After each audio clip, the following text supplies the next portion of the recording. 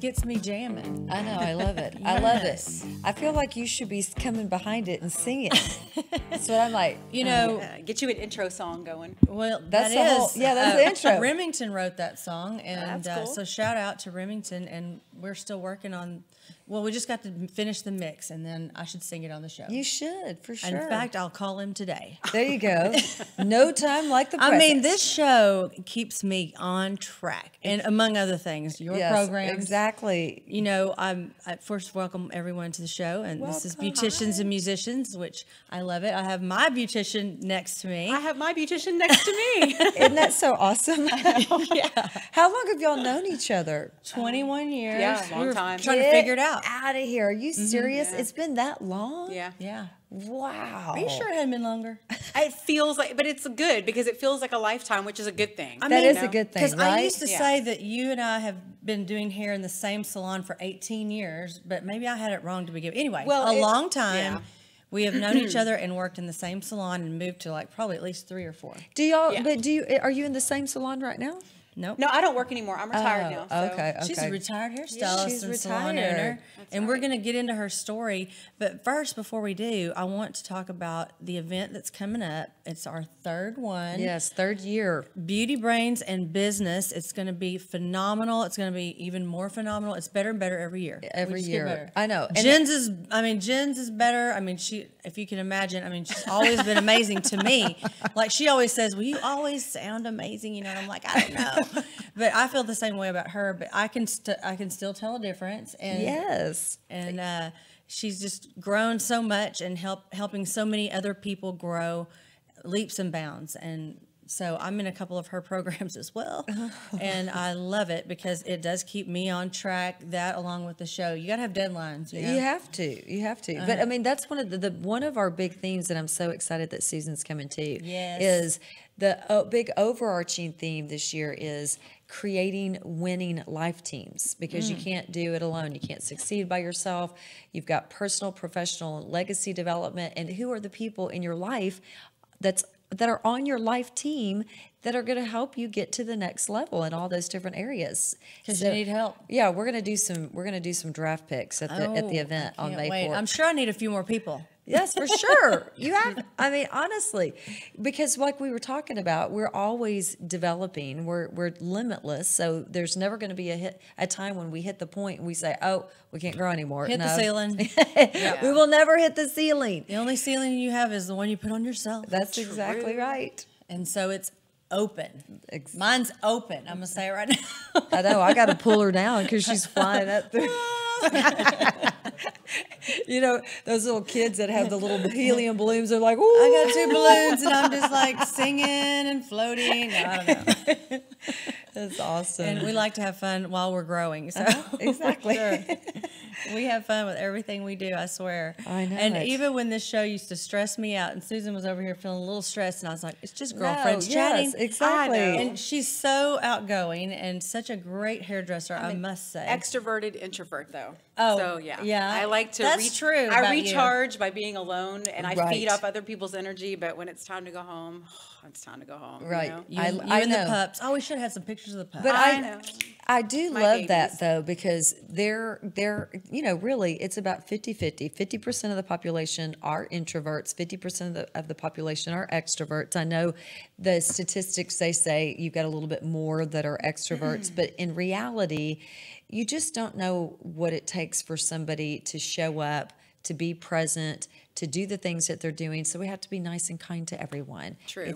Because you are sucking people's energy, some of you.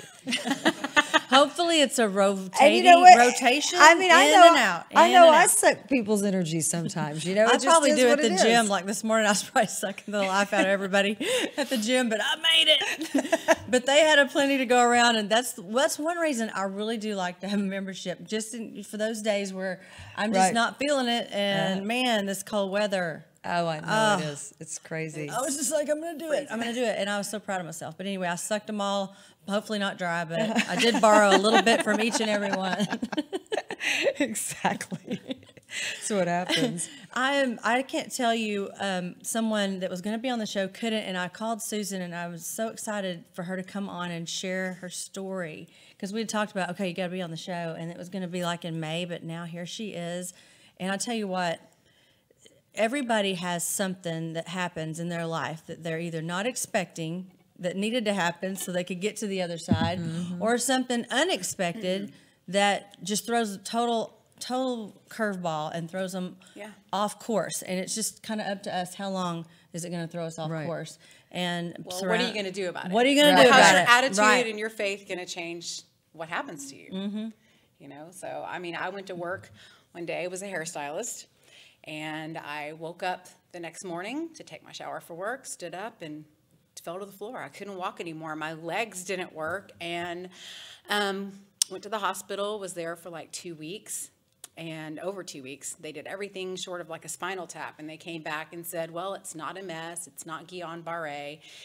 It's not this. It's not that. You didn't have a stroke. And they had no medical reason why I couldn't walk anymore. They said, we hope it goes away as fast as it came. And I went home in a wheelchair.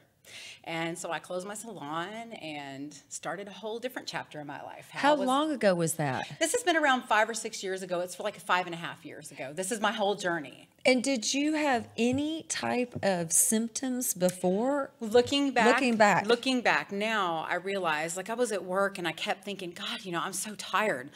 My legs kind of hurt. You know, they were just kind of like that tired feeling. And I thought, well, maybe I'm just not wearing the right shoes to work. Maybe I'm not wearing supportive shoes. Maybe I'm just, and being a hairstylist for almost 30 years. I mean, I stood all day, every day, 14 hours a day sometimes. And you think, well, maybe I'm just standing too much. Maybe I need to take more vacations. Maybe I need to do something.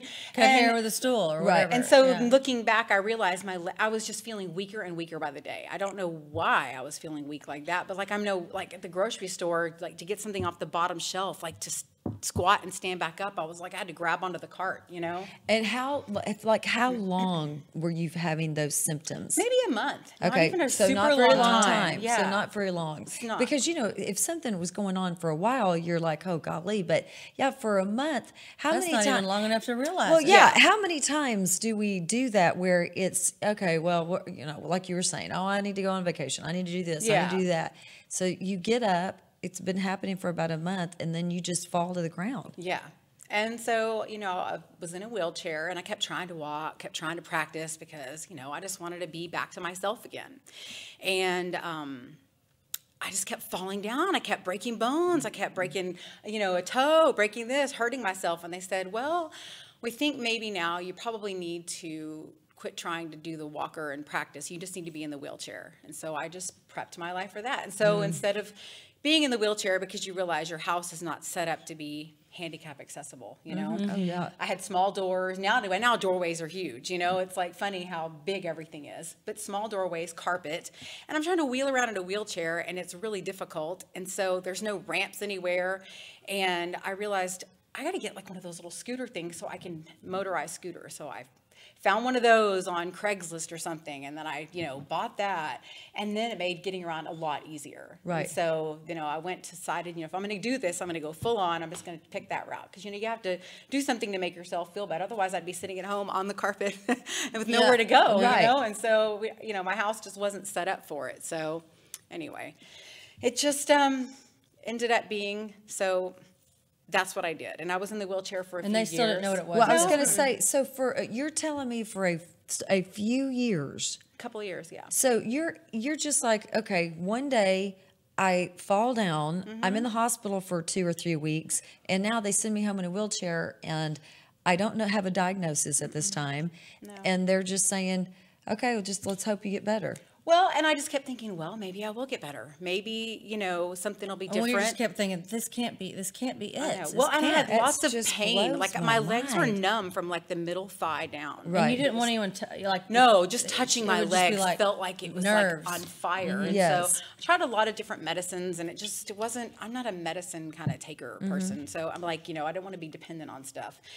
So I decided, you know, well, I'm just going to make the best life possible. I'm just going to be great at being in a wheelchair. You know, that's just my personality. I'm a real positive person. And I thought, well, I'll just do something else. I mean, I got this, the rest of me is still good, you know, Right. I mean, I had to do something different. And so I just decided to go on with my life. And I decided to go ahead and marry my fiance of like almost, we got married a day before we'd been engaged for, I think, 5 years. And she met him online, people. I did. I Just met him on If there's anyone watching here now or later that is not wanting to do it. I know. I met him on eHarmony. He was totally the best thing I think I ever bought on the internet. You know? But yeah, he's great. He's wonderful. And so he was with me through the whole thing, the whole journey. And he kept begging me to get married. And so I thought, well, I never pictured myself, wheeling down an aisle, but hey, I'll, go for it. So instead of wearing the long white dress, I wore a red lace dress and my black cowboy boots. And we got married. We eloped and got married at a little bed and breakfast. And I had him, I didn't want to kiss him sitting down. And so I remember he grabbed me up and he held me up and I put my arms around his neck so I could stand up and have the, him, like I could stand up and kiss him. And so he was holding me super tight, but he didn't care. So it was great. He loves Susan, okay? Right. Yes, I got super lucky. He's wonderful. He's a great person. So anyway, so we go on with that. And then 6 weeks after we got married, I was feeling really bad for a week, like real bad. And it got bad enough to where we went on vacation to visit my brother for the weekend, and I slept all weekend. And my family is like, they know me. I mean, when I'm with my family, I'm feeding on their energy. Right, I'm like, woo, I'm with my people and I'm excited. And I slept a lot. And so when we got home, I still wasn't feeling good. My stomach hurt so bad. And I told my husband, if I don't feel better, I've got to go to the emergency room. So he got home from work and we went. And they put me in the hospital, and they didn't think I was going to make it out of the hospital because my liver had just quit working. It was like my numbers were like all off. It was crazy. And so they put me on a diet. They had to get my sodium down because my sodium was way too high, and they were going to try to fix what was wrong with my liver through diet.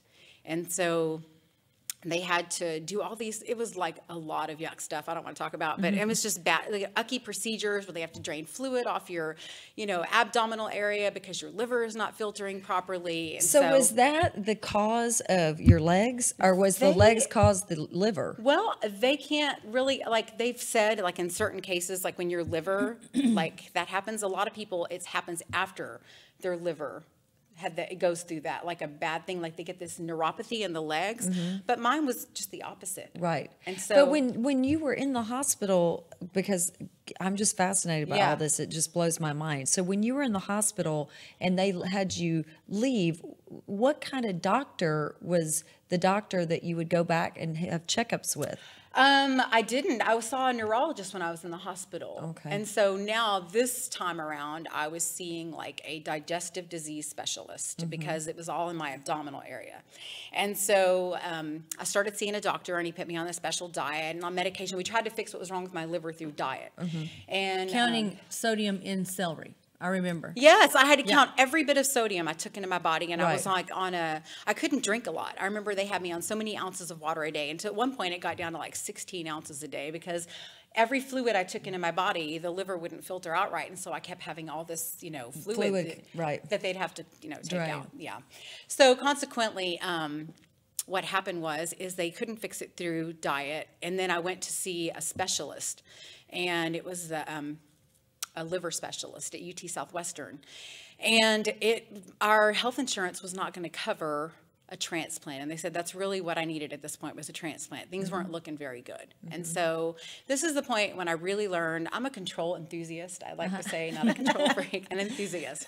And so I'm going to steal that from you. I like I it. know. I Well, like And so I basically, I just hadn't really, I prayed and I was faithful, but I just hadn't really ever trusted God to take care of everything. And so for me, this is a really big journey in my faith. I don't want to say it was a test because I don't believe that, but I feel like it was a part of my journey. Right.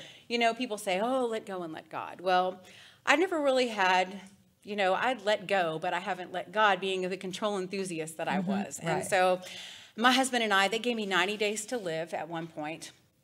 And our health insurance wasn't going to cover a transplant. They said they could make me comfortable. And so I'm like one of those people, I don't believe that, a doctor's going to hand me an expiration date. I'm like, Right. okay. And this whole time I had a really happy, I'm a very positive person. I mean, bad and good things happen to everybody in their life. And what you choose to breathe life into is what's going to happen. You can give credence and breathe life into the negative things, because negative and positive things happen to everyone. That's but right. what you focus on is what you're going to look for and what you're going to see. And so I'm a real super perky person. And so anyway, so we went home and we prayed really, really hard, and we didn't know what else to do. And then right after that, and I really, really decided at this point, I turned it all over. And I've decided I've done everything the doctors have asked me. I've been on these diets. I've done this. I've done that. I tried walking and it just didn't help with my legs. I tried all these things, and I kept hitting roadblocks. And so we went home and we prayed extremely hard, and I finally just let it all go. And I realized it's out of my control. It's out of my hands. I can be positive all I want, but if I don't, I needed to trust in something else. Right. And so I finally let go, and I 100%, had my faith. And miracles in my life started happening. My husband was offered a job with excellent benefits not more than in 5-6 days later. So he took the job. It was over in Fort Worth, and he drove there every day from the Plano area, the Colony Plano area. And his insurance kicked in immediately, and mine kicked in a month later, which at that point it was like 60 days, left to live. Right. And so, and long story short, so then I go to see this specialist, the liver specialist, and I finally was able to get an appointment, with really good insurance that was going to do something other than me meeting them and telling me we can't help you.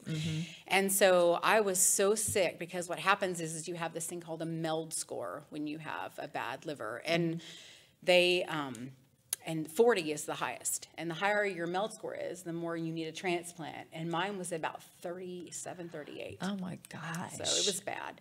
And so they decided, instead of me going around to all the different doctors, you have to be tested like psychologically, physically. They have to make sure that you're ready and you can do a transplant. It takes And you have to have people around you to take care of Yes, you. you have to have a big support system. Yeah. It's a big deal. You have to get to doctor's appointments, and you have to get places, and you have to do what they tell you do. Like before I do anything, I call my liver doctor, because I need to make sure that I can do that. Right. Like I went to a lake one time, and I didn't realize I can't get into lake water. It's too many bacteria and stuff. Yeah. So anyway, so I got to see them, and I went to the hospital, and all the doctors came to see me at this hospital. And so they all come to see me, and they check me out. And I got to tell you, the one that was the most nerve-wracking was the psychological exam they do on you, because I think everybody is like, did I pass? Am I, did I pass? Am I crazy? Like, I mean, you don't know what they're looking for, and you just hope that your crazy is just good crazy and not, that's bad what's crazy. normal crazy. That's what I always say. Everybody's at least a quarter crazy. Yeah. So Right. I mean, like if you're a quarter crazy, you're normal. Yeah, Right. and I'm silly and goofy anyway, and so I'm Right. like, okay, so it was good, and so they passed. Yeah, and so at this point, so they send you back home, because I finally got to the level where I could leave the hospital again, and so they said, well, we'll get back to you. We have to meet with our team of specialists. It's like a team. You don't have a doctor when you get a transplant. It's a whole team of people, and I'm talking, when they come to see you in the room, it's like 25 or 30 people that come see you. It's not a doctor. Right. And so this whole team has to decide on which cases they're going to take, and are you a worthy candidate, and will you, be there. And at this point, they have diagnosed me with non-alcoholic cirrhosis of the liver. And what that means is cirrhosis is like a scarring of your liver, and it can come from all kinds of things. And mine was determined to be genetic. And so now I'm in a genetic study that supposedly hopefully will help other people, to help them diagnose this sooner or earlier, recognize signs and things in other people. Right. So when I donate blood or give blood, the doctor says, we need these blood work done. And then the people in the genetic study will say, can we run some tests on your blood too? And so they did it prior to my transplant and after my transplant. And so they take this information, the doctors take my, case to the group of doctors, and they decide that, yes, I am going to be on the transplant list. Well, at this point, I've got like 30 days, according to the doctors, left to live. And so, I'm just, I still am like super happy, super positive, and the nurses and doctors, because I kept getting hospitalized. I mean, I was in and out of the hospital for a while, for a good year, for off and on all the time. And they were like, you're just so happy. Anytime we tell you something, you're so positive, and you're just so happy. How we keep telling you you're going to die. And you're just like, okay, well, it's that whatever. But it's like you can sit around and you can focus and cry about it, or you can think positively and think, okay, well, that's great, but I don't want to remember the last few days of my life, me sitting around being a sad sack and crying, like it's, like I want to be, that's great, that's fine, but I have faith that better things are going to happen. I couldn't believe, that this is the end of my journey. I have so much to do and so much to say, and I'm not really sure what that is, but I know that things find you. You just don't, sometimes you're not even looking for it, and things find you. They just walk right up into your life, and then it's just magic happens. That's and so, I just think that it'll just find me. And so, consequently, I was able to, I was hospitalized really close to when I got my transplant. Needless to say, I didn't know I was going to get my transplant. But I was in the hospital because what can happen is getting these procedures done. It's called a paracentesis, to drain the fluid off your abdominal cavity. They have to go through all the walls of your abdominal area, which is where all your organs are. So you can get an infection very easily. Well, I'd never got an infection, thank goodness, until this point. And then my kidneys were kind of going into failure, so this was kind of not looking good for me. And so they put me in the hospital, and they pumped me through, I think I had 2 IVs in at one time of IV antibiotics, and, they were having me on oral antibiotics, and they basically were trying to get me well enough, and I think a transplant did come through, but they were like, well, there was somebody on the list higher than you. And, which is fine, because it just wasn't meant for me. And I'm okay with that, because if it helps somebody, that's great. And then the doctor came in and he said, okay, your infection has been cleared up. Your kidneys look great. And you're getting a transplant tonight at 9. And I was like, what? Yes, because I was freaking out. And I think that's the first time I cried. I tried really hard not to cry. And, I did have a kind of a hissy fit that when I was in the wheelchair. I was in that wheelchair for about a week. And then I finally just sat in the middle of my house and I said, okay, you've got 2 days to get this out of your system, and then you need to do something about it. But you had to learn to walk. They said she had. Yeah. If I want the transplant, they told me I had to learn to walk, because it was going to help my healing process. And I'm like, well, show me how, and I will do this, because this is. I mean, I don't want to be in a wheelchair the rest of my life. I mean, if that's my life, then that's just, I'll make the most of it. But if there's something I can do to make it different, then tell me how. And let me just say, she would come to the salon, because she did have to stop doing my hair, which is fine.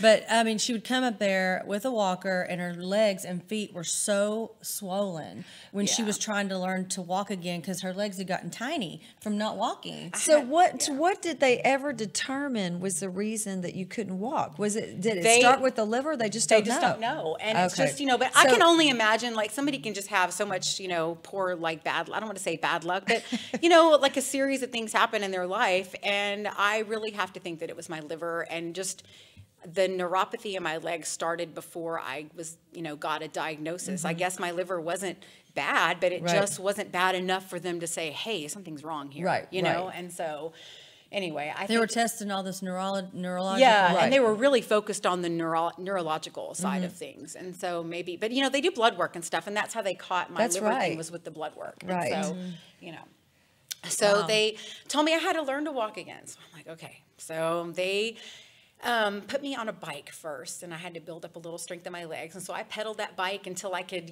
get up and walk with the walker. And they had, and they strap you into these weird belts and stuff, because they don't want you to fall. And exactly. So I would walk, to the door of my room and back. And then after I got out of the hospital, a physical therapist came to my house. And we didn't really do a lot of walking, but I still used the walker. And I was using it less and less on my own, because I felt myself getting stronger, but the physical therapist was like, you shouldn't be walking without that walker. So did you get the transplant I did get the transplant. You had to walk, or you had to walk first? I got the transplant, and then I started walking. Okay, but they told me, if we're going to give this to you, you have to make some effort here. And I'm like, oh, show me how I will. You're like, hello, of course I will. Yeah, so June 22nd, 2016, I got my transplant. And so it's been about 2.5 years now, and everything is going great. My doctors, I'm telling you, I am a living, breathing miracle. And a shout out to my UT Southwestern heart, liver, and lung transplant doctors, because and the nurses that took care of me, they are the heroes of the world. I'm just going to say, my nurses and my nurses' aides, those are the people that were they are just spectacular, and I just can't say enough good things about them. And so, the doctors were fantastic. They were great.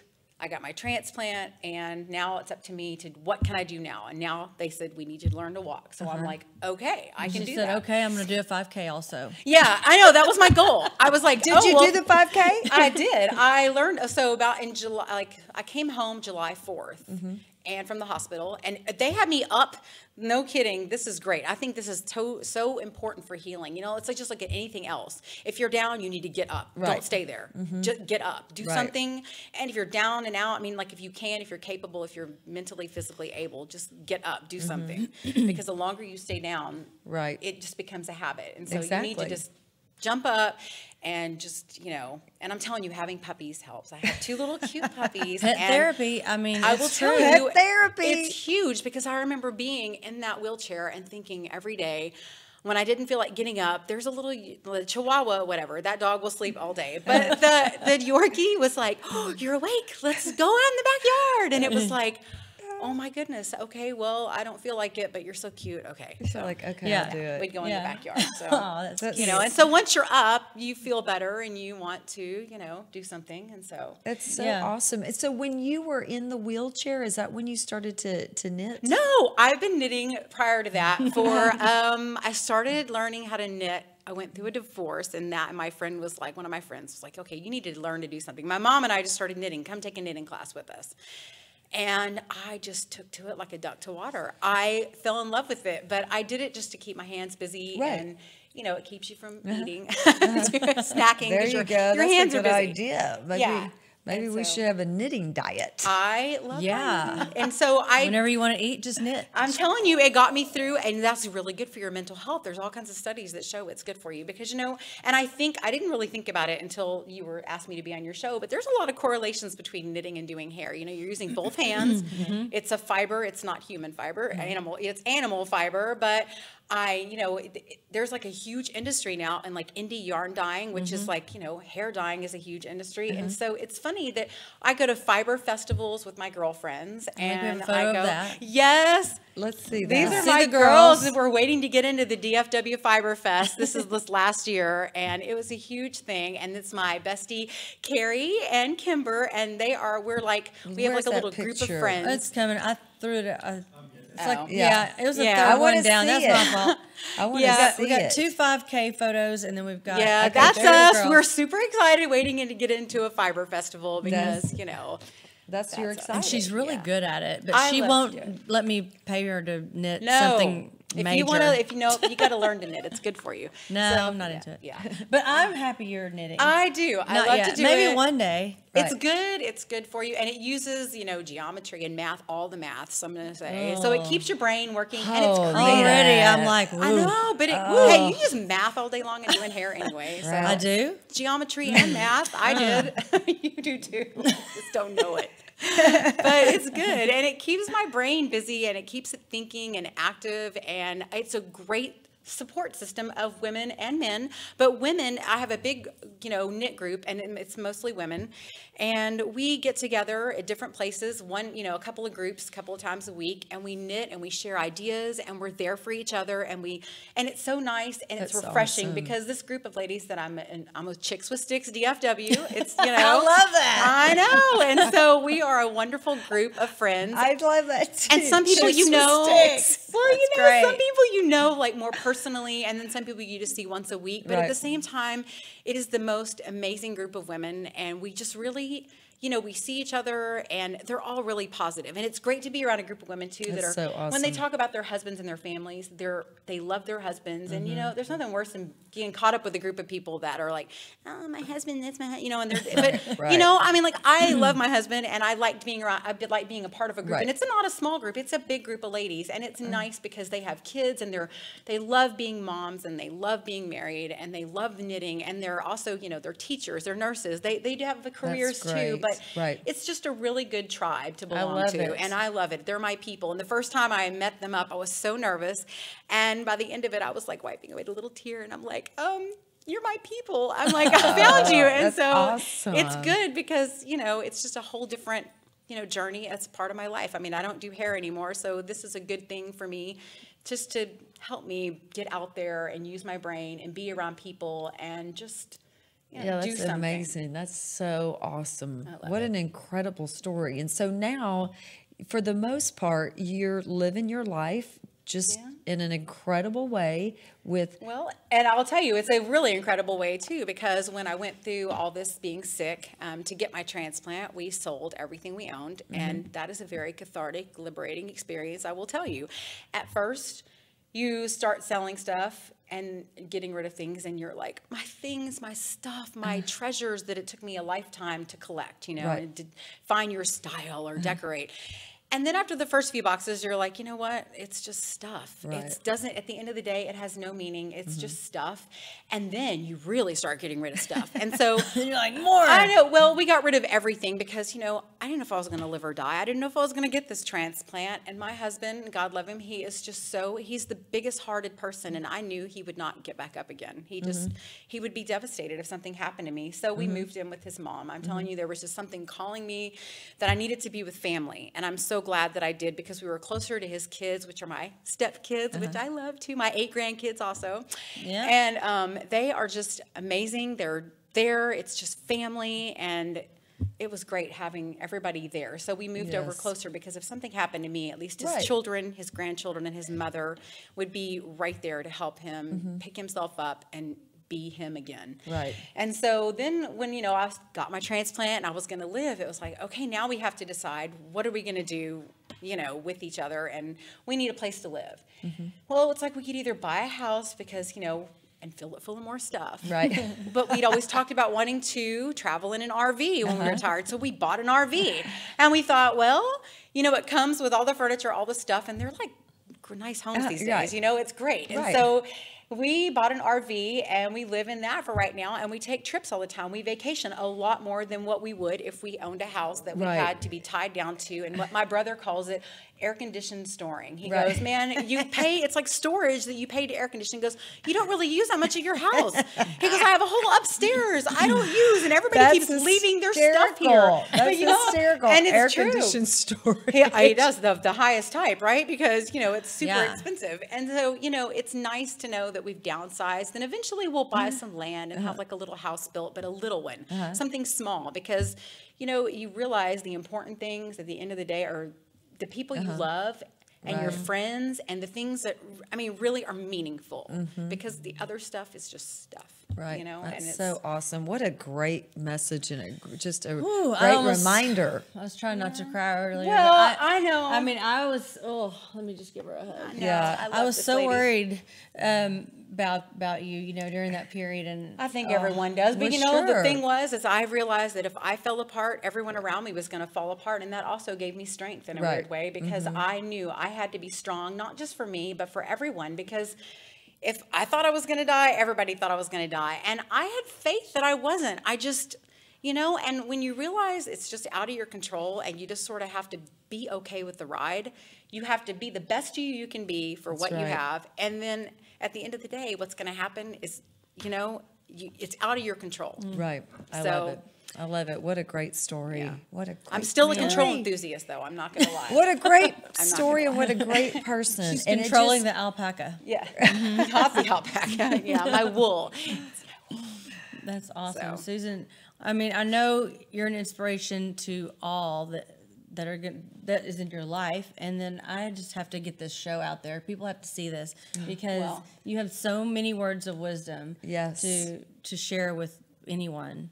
And we were talking about what she would really like to do is speak. Oh, for sure. You'd you just have be to. amazing, and I can just totally see you doing that. I don't know. Well, maybe. I don't know. But, I tell you. Maybe not next week, okay? But, one I'm day. telling you, like, you've For talked sure, about you it. need to. And this is good practice. It's good. It's good for people to realize, that it's just, it's okay. I know good and bad things happen to everyone. They happen to me too. But, it's just like you have to give life, learn from the bad things, and give life to the positive, important things. And at the end of the day, just if you can lay in bed and think of just one thing that was happy or positive that happened to you that day, at the end of the week, sometimes you realize there's more than just, one thing that was great that happened to you. It could be something so simple as having an awesome cup of coffee. Always. Or, having that really, great conversation with that person on the phone, and it changes your whole attitude for the day. And you realize, wow, it's something so small, but but if you're that person that can change somebody else's day, I mean, it can be infectious, and it can just it can just be, it's kind of an addiction just to end up, looking for good things in your day, and just seeing a butterfly. I mean, that's a miracle right there. It's just beautiful. It's something you can really appreciate. And I don't know, I don't think people think about those things. Sometimes they're so stressed out about bills or life, and, but we all have that, and it sucks. But at the end of the day, you have to find something good to cling to. Yes. You do. I love it. You have to. Wonderful. Absolutely. It helps get you through the stuff, but learn from the bad things and focus on the positive things. That's exactly right. Yeah. I love it. It's amazing. Oh, I got to get this out there to people. Please share. Well, this, and I will please tell share you, the show. be an organ donor. It can save people's lives. I tell you, if you live in Texas, go to donatelifetexas.org. It's extremely important just to register as an organ donor. I think you can even do it with your driver's license. Yeah. But I still think it directs you to that page if you sign up to be an organ donor. But, skin, eyes, body, everything. It's, donatable, and it can save someone's life. And I am so grateful to my donor and their family for, giving me this wonderful gift of life. And I'm glad that I have a part of this person to carry on. And I wrote a letter to the family, and I never heard back, but I don't think a liver is a very sentimental organ.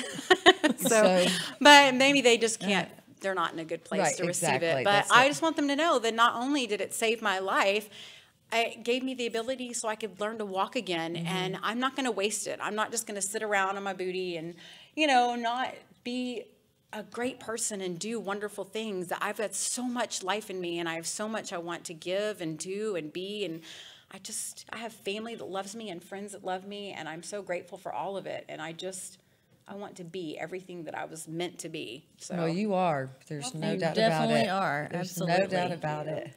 Whew. I say hi to my dad. And my brother has to see this because, I called my brother when she was, I don't know at what point it was, but he prayed some really good prayers. There's no doubt. Yes. And he did that day too. And man, I will tell you, I received letters. I had people praying for me that I am so grateful for, and people that I didn't even know. I had churches send me cards when I got well saying they were still praying for me and my recovery. And I don't know what state it was from. I mean, like, it was from states all over the United States. I don't know how they heard about me or heard about my story or knew me, but word traveled. And I had people praying for me. maybe the GoFundMe or something. Maybe. But I'll tell you, I had people just praying for me everywhere, and it just made me feel so good because I knew that so many people cared what happened to me. Right. And so many people were, praying positive things for me. And I believe it all helps. It all helps because, those people were helping to focus on something positive too, Yes, and it 100%.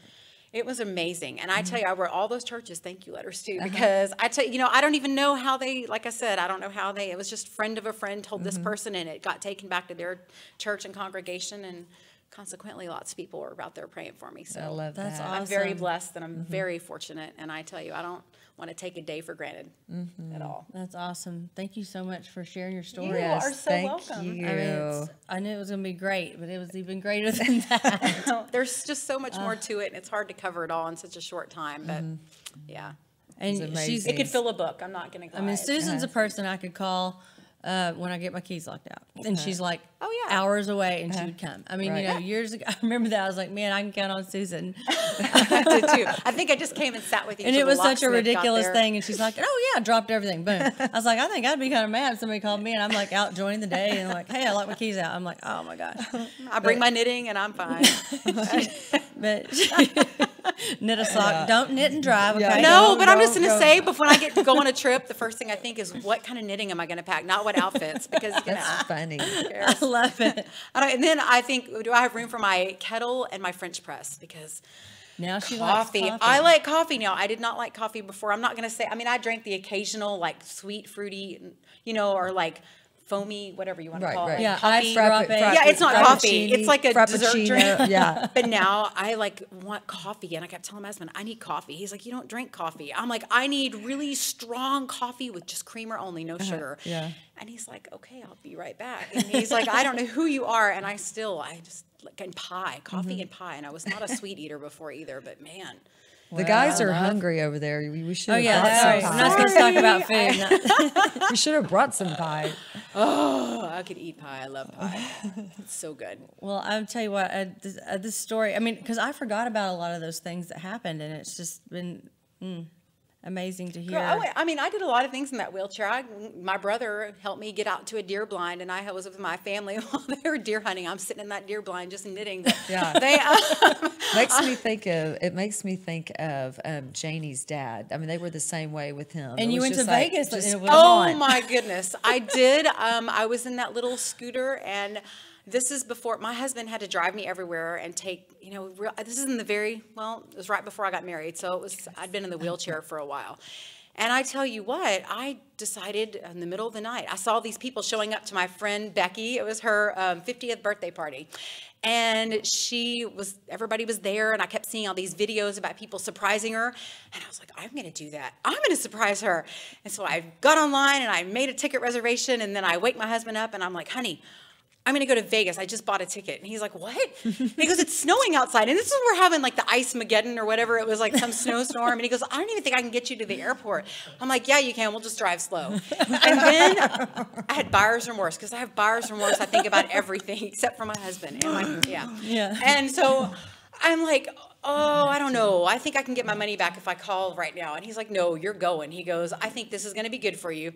And so he dropped me at the airport, and there I go off in this wheelchair, or it was a motorized scooter, off in this motorized scooter. And I got on a plane, and while I'm in the airport, I figure out there's a 24-hour nail salon. So I'm thinking, okay, I've got a plan. I can get a cab when I get to the airport to take me to the nail salon. And you just have to find a handicap cab. And so I did that, and I went to the nail salon and got a set of nails, and then I motorized down the street to a casino, and whatever they call them. What do they call them right there? Resorts. Right. And I got another cab to the hotel where her party was at, and went into the bathroom and changed there, and went and ate something, and then I motorized up into the line, and I'm like, Becky, Here Becky. I am. And she was like, oh, I'm sorry, ma'am. And she goes, excuse me. And I go, Becky, it's me. And I go, Susan. Like, Becky, what I does that know. mean? And she's like, oh my, everybody's freaking out. She's crying. She's like, John, her boyfriend. He's like, did you know this? He's like, I had no idea. I had nowhere to stay. I didn't know. I figured, well, her friends are nice. Her friends are awesome people, because I just know her. She's awesome. Right. I thought, well, somebody will let me sleep. They're going to be gambling during the day. Maybe I can take a nap on their bed, and I'll just, go somewhere in the afternoon or something.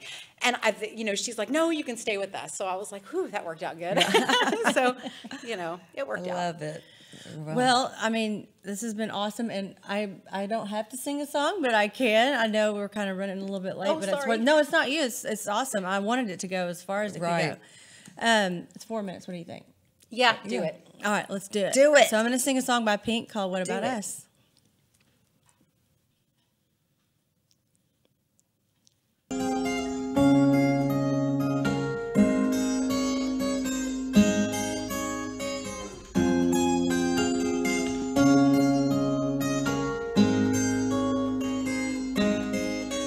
We're searchlights we can see in the dark. We're rockets pointed up at the stars. We are billions of beautiful hearts. And you sold us down the river too far. What about us? What about all the times you said you had the answers? What about us? What about all the broken happy ever afters? What about us? What about all the plans that ended in disaster? What about love? What about trust? What about us? We are problems that want to be solved. We are children that need to be loved. We were willing, we came when you called, but man, you fooled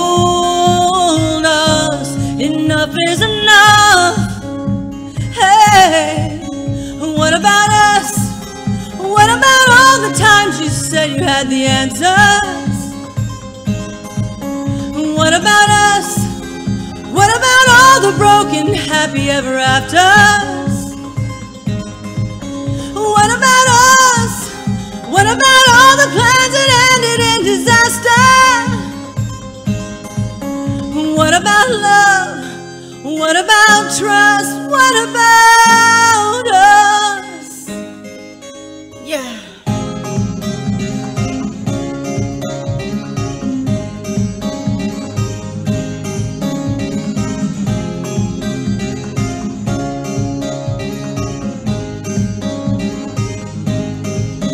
What about us?